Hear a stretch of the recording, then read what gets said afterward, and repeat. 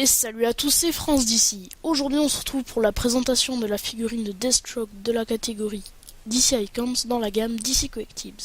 Vous allez voir que c'est une très belle figurine qui rappelle bien le personnage original de Deathstroke. Commençons comme à notre habitude par la présentation du packaging.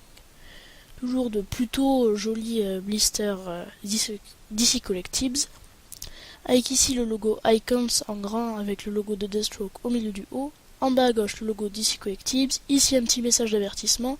Sur le long de la boîte, DC Comics. En fond, derrière le plastique de rangement, une petite notice pour expliquer comment changer les mains et les têtes, mais bon, c'est pas bien compliqué. Sur l'autre côté de la boîte, le nom du personnage en blanc, avec juste au-dessus le numéro de la figurine 21. À l'arrière, d'autres figurines dans la même gamme, comme Swamp Thing, Wonder Woman, Cyborg et Deathstroke. Nous avons ici en entier. Ici, toujours les mêmes logos. Nous pouvons voir que cette figurine a été sculptée par Joe Mena. Sur le côté de la boîte, toujours la même chose, 21, le logo, et les mêmes écritures un peu partout. Au-dessus, le logo de Deathstroke. Passons maintenant aux accessoires de cette figurine. Il n'y a que 2 paires de mains interchangeables, mais pas mal d'armes. Donc son revolver qui est entièrement gris, mais plutôt bien détaillé. Ensuite, son fusil. Nous pouvons voir que c'est un ancien fusil qui est entièrement gris et plutôt bien détaillé, vous pouvez voir. Ensuite, son bâton de combat en métal, qui peut se diviser en 3 parties d'ailleurs, pour faciliter le rangement. Mais bon, il faut quand même faire attention, car ça pourrait casser, ce serait dommage. Ensuite, il y a une épée dans son fourreau, avec des têtes de taureau dessus, je ne sais pas pourquoi, donc dites-le moi si vous le savez dans les commentaires. Ici c'est pour l'accrocher au dos de la figurine, et ici l'épée qui n'est pas bien grande. Ensuite l'autre paire de mains interchangeable, point fermé, et la paire de mains ouverte pour tenir le fusil, et celle-ci pour l'avant.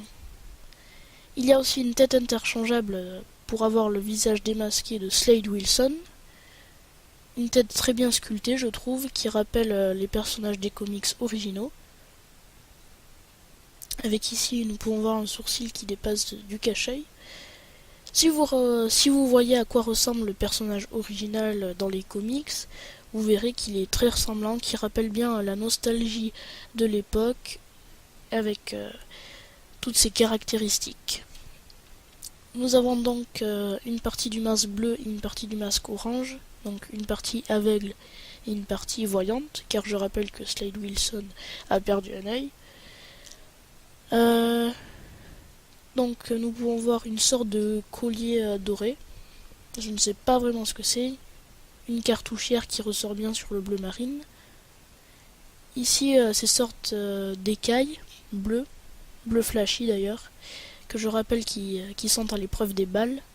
Ici nous pouvons voir des grenades et des petites sacoches orange. Au niveau de la cuisse, son holster qui est attaché. Toujours les mêmes écailles bleu brillant et ses grandes bottes.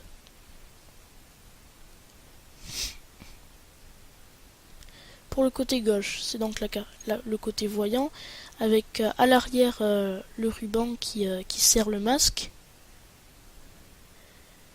Ils ne sont pas flexibles, ils sont en plastique rigide. Ici son gant avec 2 couleurs. Toujours beaucoup de détails et de plis au niveau des bottes. Nous pouvons voir que les semelles sont orange clair aussi. À l'arrière donc le ruban. Nous pouvons voir le trou pour fixer le fourreau de l'épée. La cartouchière. Le costume est très moulant car nous pouvons voir tous ses muscles. À l'arrière une plus grosse sacoche que les autres avec toujours 2 grenades. Pour le côté droit de la figurine, c'est donc le côté aveugle et bleu. Très bien détaillé aussi. Une figurine très bien sculptée. Une partie du gant orangé, une autre partie orange. Sur son holster, nous pouvons retrouver cette tête de taureau que l'on retrouve aussi sur le fourreau de l'épée. Donc vraiment dites-moi si vous savez pourquoi, car je ne sais pas. Passons maintenant aux articulations de cette figurine. La tête peut donc tourner.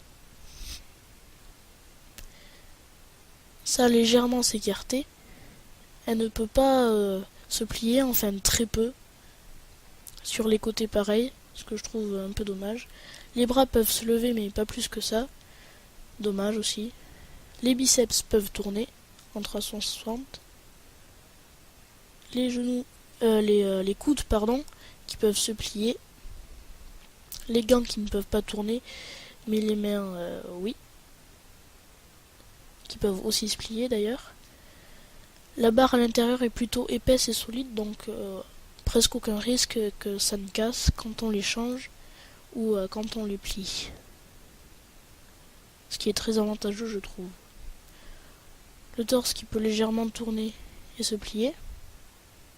Une autre articulation au niveau du bassin pour pouvoir le plier. Les jambes qui peuvent monter et descendre et tourner dans tous les sens vraiment, donc n'importe quelle position possible. Pas de rotation au niveau de la cuisse, mais les genoux qui peuvent grandement se plier. Les bottes qui ne peuvent pas tourner, mais les pieds peuvent se plier et se tourner. Mesurons la taille de cette figurine maintenant, et nous pouvons voir qu'elle fait 15 cm et demi. Comparaison maintenant avec les figurines DC Icons de Harley Quinn et de Blue Beetle. Il faut savoir que je n'ai que ces deux figurines dans la catégorie DC Icons de DC Collectibles, donc pas d'autres vidéos DC Icons à part celle-ci, dont Blue Beetle que je n'ai pas encore faite. Nous pouvons voir que Deathstroke est à peine plus grand que ces deux. Merci à tous d'avoir regardé cette vidéo, j'ai fini pour la présentation. Je rappelle que c'est une gamme de figurines entre 25 et 35 euros, mais bon, nous pouvons avoir de la bonne qualité à ce prix-là. C'est vraiment une magnifique figurine à mon goût. N'oubliez pas les photos en fin de vidéo, n'hésitez pas à liker et à vous abonner. Encore merci et ciao ciao.